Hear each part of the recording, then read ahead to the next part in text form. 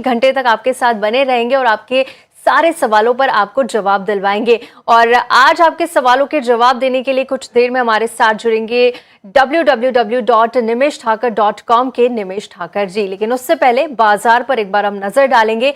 आज हफ्ते का आखिरी कारोबारी दिन है और बाजार में आज गिरावट देखने को मिल रही है।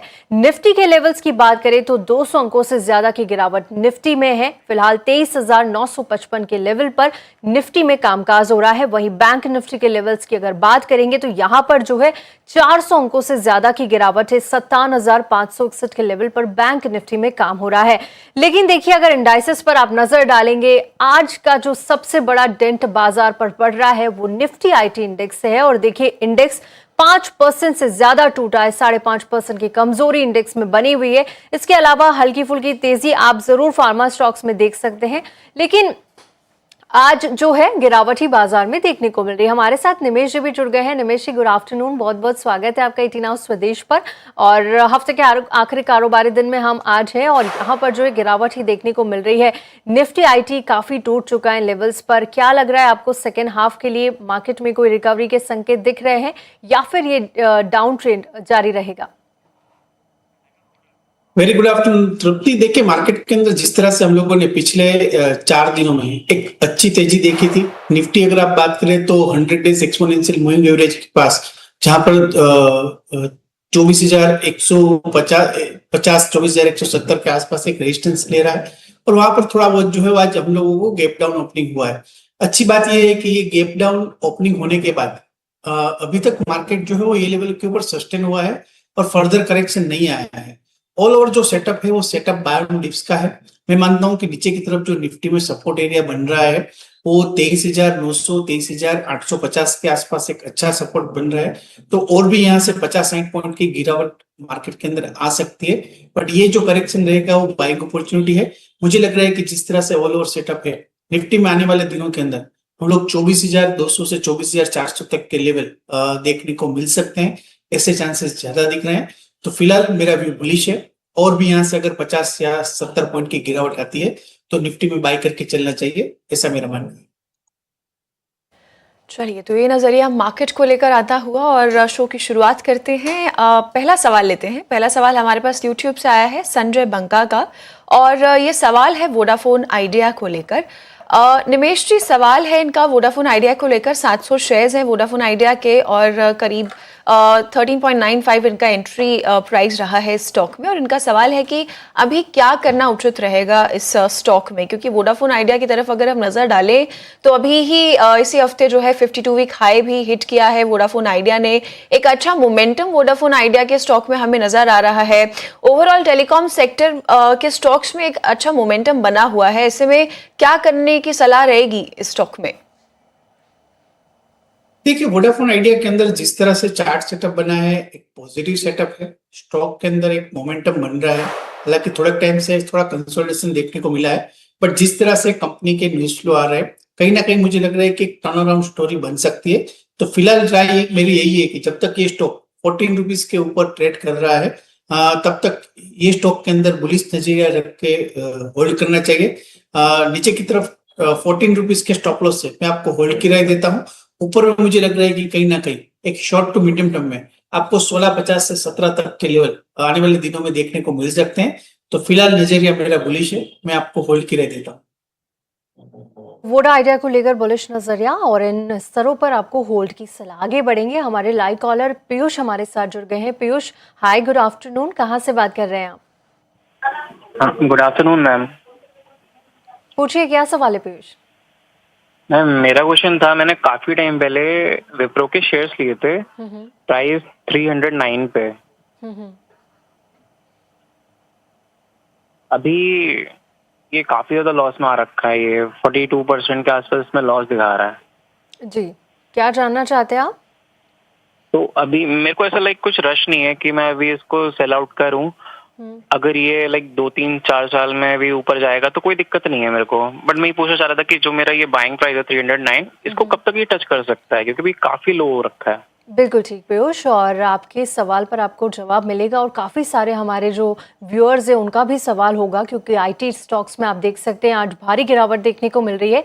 निमेश जी, आप पीयूष के सवाल का जवाब दीजिए। विप्रो 177 पे आज कामकाज कर रहा है। तमाम आईटी इंडेक्स में आईटी स्टॉक्स में आज गिरावट है और इनके बाइंग प्राइस से काफ़ी नीचे आ चुका है और काफ़ी बड़ा नुकसान। लेकिन जो आउटलुक जो ये रख सकते हैं वो 2 से 4 साल भी रख सकते हैं, लेकिन क्या आप देख रहे हैं कि लॉन्ग टर्म के लिहाज से भी इनके बाइंग प्राइस तक पहुंच पाएगा? इसके साथ ही आईटी इंडेक्स पर आगे का आउटलुक आपका क्या रहेगा? देखिए तृप्ति, जो क्वेश्चन है वो टाइमिंग का है और पर्टिकुलरली अभी जिस तरह से आईटी सेक्टर काफी चैलेंजिंग टाइम से जो है वो पसार होते हुए दिख रहा है। कल ही हम लोगों ने एसेंचर के रिजल्ट देखे, वहां पर एक क्लियर गाइडेंस था कि चैलेंजिंग है आने वाले दिनों में, और इसीलिए आज आईटी सेक्टर के अंदर जो हम लोग करेक्शन एक्शन देख रहे हैं।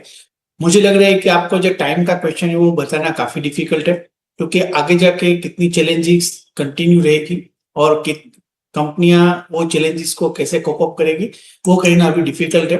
बट पर्टिकुलरली अगर टेक्निकल बात करें तो विप्रो भी एक स्ट्रॉन्ग सपोर्ट एरिया के पास ट्रेड कर रहा है। 170 स्ट्रॉन्ग सपोर्ट एरिया है। आपका नजरिया जो है वो लंबा है, आप 2-4 साल के लिए होल्ड कर सकते हैं।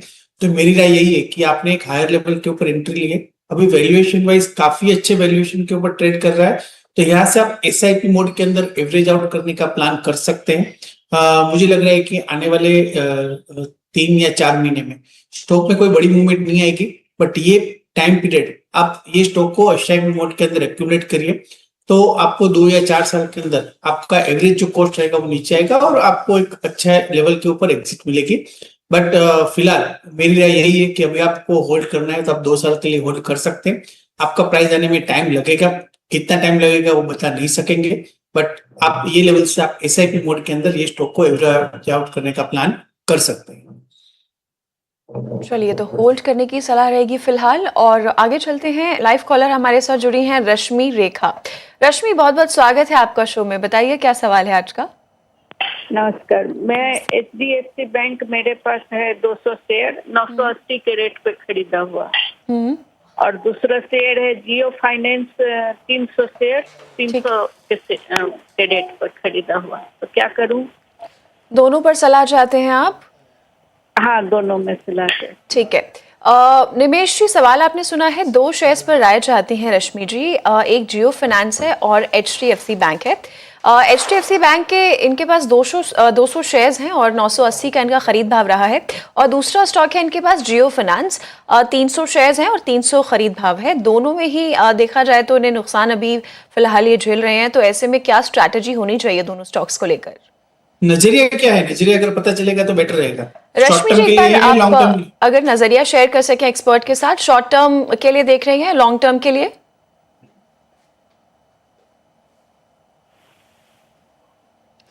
रश्मि जी, अगर आप अपना नजरिया शेयर कर सकती हैं एक बार एक्सपर्ट के साथ तो प्लीज कीजिए। लॉन्ग टर्म के लिए देख रही हैं या शॉर्ट टर्म के लिए?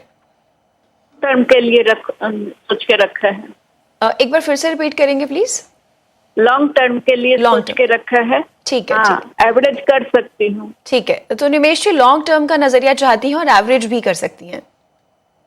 ठीक है, चलो बढ़िया है। दोनों कंपनी फंडामेंटली स्ट्रांग है, और पर्टिकुलरली HDFC बैंक के अंदर आपने जो एंट्री ली है और 980 के प्राइस से लिया, अभी 770 के आसपास चल रहा है।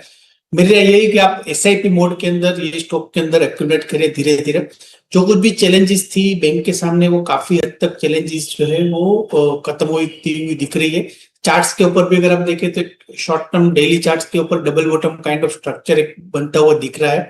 यहाँ से ट्रेंड रिवर्सल के चांसेस ज्यादा दिख रहे हैं। राय यही है कि अभी आप एसआईपी मोड के अंदर ये स्टॉक को जो है वो एवरेज आउट कीजिए। ऊपर में जो शॉर्ट टर्म टारगेट है वो 850 का है, और 850 के ऊपर अगर निकलता है तो मैं एक्सपेक्ट करता हूं कि स्टॉक के अंदर हम लोग 975 तक के लेवल भी देख सकेंगे। तो ऑल ओवर HDFC बैंक के अंदर नजरिया मेरा एक लॉन्ग टर्म के हिसाब से बुलिश है, और मैं आपको एसआईपी मोड के अंदर एवरेज आउट करने की सलाह देता हूँ। जियो फाइनेंस के अंदर जिस तरह से चार्ट सेटअप है, काफी करेक्शन आ चुका है, और यहाँ पर भी मुझे लग रहा है कि अगर आपका लॉन्ग टर्म का नजरिया है तो जियो फाइनेंस के अंदर भी आप एवरेज करके चल सकती है। नीचे की तरफ जो सपोर्ट एरिया बन रहा है वो स्ट्रॉन्ग सपोर्ट एरिया, वो 225-235 के जोन के अंदर है। फिलहाल पिछले 2-3 दिनों से हम लोग एक अच्छा बाइंग इंटरेस्ट देख रहे हैं। तो राय यही है कि अगर आपके पास स्पेस है, आप एवरेज आउट कर सकती है, तो जियो फाइनेंस के अंदर भी आप एवरेज आउट कर सकते हैं। शॉर्ट टर्म में मुझे लग रहा है कि 265 तक के लेवल देखने को मिल सकता है। ऑलराइट, तो ये सलाह दोनों ही शेयरों पर आती हुई लेवल्स आपको बता दिए हैं। आगे बढ़ेंगे। शोभित शर्मा इस वक्त हमारे साथ है। शोभित, हाय, बहुत बहुत स्वागत है आपका 18 Now स्वदेश पर। बताइए क्या सवाल है। Good afternoon ma'am. एक्चुअली मैंने रिलैक्सो के शेयर लिए हुए हैं। 2021 में मैंने परचेज किया था इसको सितंबर में, बट मैं थोड़ी थोड़ी क्वांटिटी करता हूँ, इसको अक्यूमुलेट करता रहा। अब अक्यूमुलेशन करने के बेसिस पर मेरे 100 क्वांटिटी मैम हो चुका है, बट स्टिल मुझे समझ में नहीं आ रहा है कि मैं इसमें क्या करूँ, क्योंकि मुझे स्टिल 46% का मुझे लॉस हो रहा है। ठीक है शोभित, आपको अभी इस पर जवाब मिल जाएगा कि अब आगे यहाँ से क्या करना चाहिए। निमेश जी, सवाल तो आपने सुन लिया होगा, रिलैक्सो को लेकर है और काफ़ी बड़ा नुकसान हो रहा है। 30,000 से ज़्यादा का लॉस इन लेवल्स पर होता हुआ 356 पे आ गया है। 658 इनका खरीद प्राइस है। थोड़ा थोड़ा करके इन्होंने एक्यूमुलेट किया है और आज भी देखिए 3 से 3.5% के बीच की गिरावट यहाँ पर देखी जा रही है। आगे का आउटलुक क्या है? क्या इनके बाइंग प्राइस तक पहुँच पाएगा? लगभग आधा हो चुका है शेयर। क्या सलाह देंगे आप इन लेवल्स पर इन्हें? देखिए, मेरा मानना है कि आपको जो अक्यूमुलेशन की स्ट्रेटेजी आपने, फंडामेंटली कंपनी अच्छी है काफी, और पूरा सेगमेंट, फुटवेयर सेगमेंट पूरा जो है वो डाउनवर्ड में चल रहा है। अब अच्छी बात यह है कि डेली, वीकली और मंथली चार्ट्स के ऊपर ट्रेंड रिवर्सल के सिग्नल मिल गए हैं और रिलैक्सो के अंदर मैं एक्सपेक्ट करता हूं कि एक शॉर्ट टू मीडियम टर्म में एक अच्छा अप ट्रेंड दिवाली तक आपको देखने को मिल सकता है, जो ऊपर में 480 से 500 रुपए तक का हो सकता है। तो फिलहाल राय यही है कि इधर आप होल्ड कीजिए ये लेवल के ऊपर, और आप जो एक्यूमुलेट करने का या एवरेज करने की स्ट्रेटेजी बनाई हुई है उसको आप कंटिन्यू कीजिए, ताकि आपकी कॉस्ट जो है वो और भी नीचे आ सके। ऑल ओवर सेटअप देख के मुझे लग रहा है कि रिलैक्सो के अंदर भी ये लेवल से आपको होल्ड करना चाहिए और दिवाली तक ये काउंटर के अंदर ऊपर में 500 रुपए तक के लेवल देखने को मिल सकते हैं। ऐसे चांसेस मुझे ज्यादा दिख रहे हैं। बिल्कुल ठीक, तो काफ़ी पॉजिटिव आउटलुक यहाँ पर दिया है। दिवाली तक 500 तक के लेवल्स भी आपको दिख सकते हैं और एवरेजिंग जो आप कर रहे हैं वो कंटिन्यू भी कर सकते हैं, ये सलाह आती हुई। चलिए इसी के साथ यहाँ पर रुकेंगे एक छोटे से